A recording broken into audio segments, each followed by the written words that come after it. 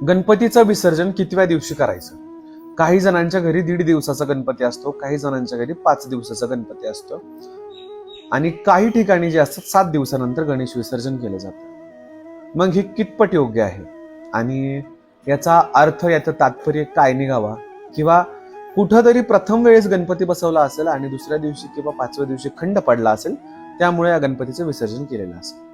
अहिल्यानगर काळमाता तुळजाभवानी देवस्थान पोखर्डीवरनं मी तुम्हाला गणेश उत्सवाचं विसर्जन कोणत्या दिवशी करायचं आहे त्याचं महत्त्व सांगत आहे.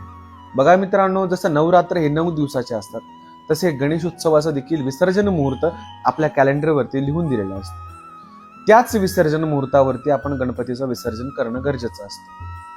आपल्या घरी आलेला पाहुणा जर 10 दिवसाच्या सुट्टीसाठी आलाय आणि आपण त्याला अवघ्या 2 दिवसातच मागं हाकलून देतोय, मग तो देव आपल्याला पावणार कसं? मित्रांनो, गजराज गणपती सर्व विद्यांचा दैवत आहे. ते स्वयं घरात येऊन बसायला भाग्य लागतं, त्यांचा विग्रह घरात बसवायला भाग्य लागतं. म्हणून आपल्याला या गणराज गणपतीचं पूर्ण दिवस जेवढे कॅलेंडरमध्ये आले आहे तेवढं करायचं आणि गणेश विसर्जन जिथे लिहिलंय त्याच तिथीला गणपतीचं विसर्जन करायचं आहे. अन्यथा गणपती बसवायचा नाही. ओम काय.